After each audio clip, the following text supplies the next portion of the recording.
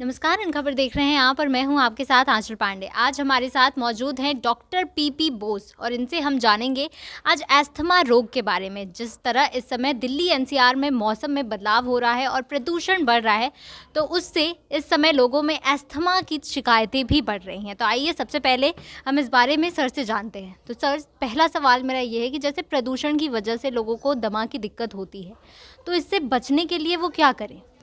देखिए, जैसे मैंने बोला कि प्रदूषण जैसी बढ़ती है तो हमारी जो जो धूल मिट्टी, जो पार्टिकुलेट पोल्यूशन, जो बारीक पोल्यूशन हमारे नाक के ज़रिए, साइनस पे ज़रिए, गले पे ज़रिए लंग्स पे पहुंचने लग जाते हैं। तो प्रदूषण तो रहेगा ही, क्योंकि विंटर पोल्यूशन में विंड स्पीड क्लब कम हो जाती है, प्रदूषण बढ़ता रहता है। तो कुछ प्रक्रिया करनी चाहिए जिसके कारण हम बच सकते हैं, जिसको हम कहते हैं कि cleansing of the upper airway. अगर आप ऊपर वाली हवा नली को साफ करते रहिए तो आपको बहुत फ़ायदा होगा। सबसे पहला काम जो करना चाहिए, हर एक इंसान को एक नमक पानी की सलाइन आती है, नेज़ो क्लियर मिस्ट या नमक पानी की सलाइन, उसको आप स्प्रे कर सकते हैं तो आपकी नाक और साइनस और पीछे वाला हिस्सा साफ होता रहता है। ये पहला। दूसरा है स्टीम, जिसको हम कहते हैं, जो भाप लेना बहुत ज़रूरी है। उसमें नॉर्मली हम रिकमेंड करते हैं थोड़ा टी बैग डाल दीजिए। जो हमारा तरीका होता है, हमारी जो फाउंडेशन है, सांस फाउंडेशन, इसमें हम ये सिखाते हैं कि टी बैग से आपकी बहुत एक अच्छा महसूस करते हैं और उसकी एरोमाथेरेपी एंटीऑक्सीडेंट होता है, वो हवा नली साफ़ होती रहती है। तीसरी चीज़ जो करनी चाहिए हर एक को, जल नीति। आजकल जल नीति का बहुत अच्छे अच्छे तरीके आ गए। एक तरफ से डालेंगे, दूसरी तरफ से वो साफ़ होकर निकलता है, उसको नेज़ल वॉश भी कहते हैं।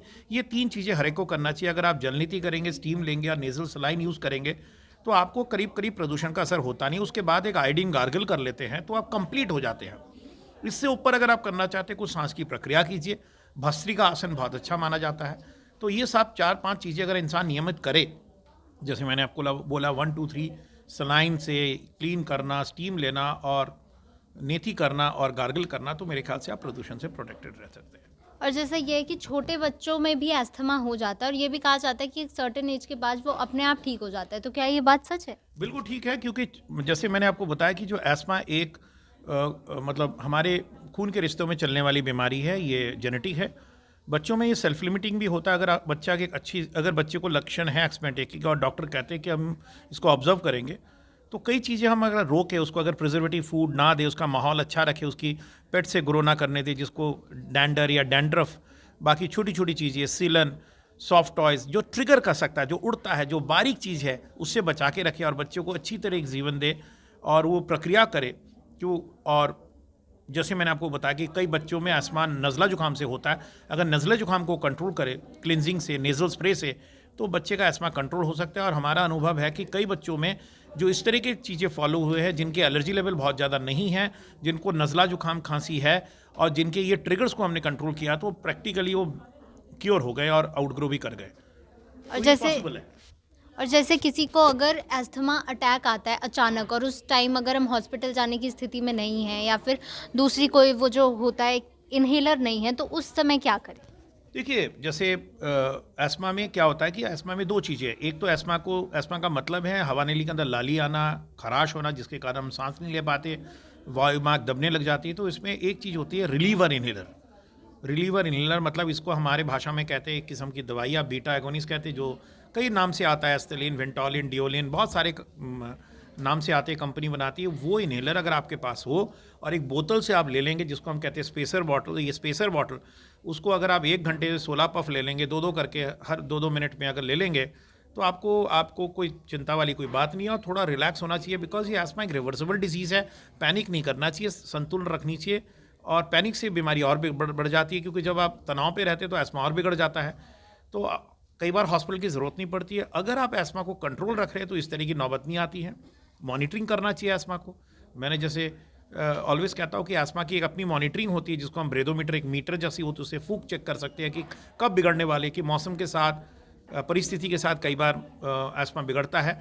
तो ये सारी चीज़ अगर आपके पास साधन है, अगर आप एक स्पेशलिस्ट के ज़रिए इलाज करवा रहे हैं, अगर आपकी प्रिवेंटिव इन्हेलर ठीक है, तो इस तरह की नौबत आती नहीं। अगर आ भी जाए तो इस तरह की जो इन्हेलर के ज़रिए हम आपको कंट्रोल कर सकते हैं। तो घबराने की कोई बात नहीं है। तो अस्थमा के जो मरीज़ हैं वो कौन से परहेज़ हैं जो उन्हें करने चाहिए? देखिए, सबसे इंपॉर्टेंट पेज, उनको स्मोक नहीं करना चाहिए। ये सबसे बड़ी चीज़ है। देखा गया कि स्मोकिंग की जो इंसिडेंस है अस्थमा में, सेम एज नॉर्मल पॉपुलेशन। बिल्कुल उनको धूम्रपान से दूर रहना चाहिए। पेट्स और जो बर्ड्स, इनकी रेशा जो उड़ता है, जो पेट्स के जो बालों या थूक से जो पराग होते हैं जिसको हम डैंड्रफ कहते हैं, उससे कई बार हेड से डैंड्रफ होता है, उससे होता है। सॉफ्ट टॉय से दूर रहना चाहिए, सीलन से दूर रहना चाहिए, कारपेट्स जो डस्ट माइट्स उड़ते हैं उससे दूर रहना चाहिए। तो एक अच्छी जीवन शैली होनी चाहिए, लाइफस्टाइल अच्छा होना चाहिए।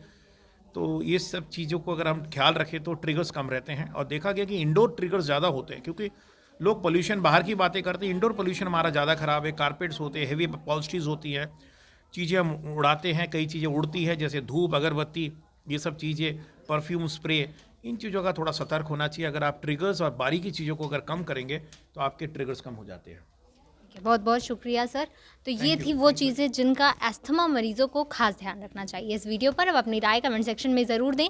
वीडियो पसंद आई हो तो वीडियो को लाइक और शेयर करें। इन खबर को अगर अभी तक सब्सक्राइब नहीं किया है तो ज़रूर कर लें।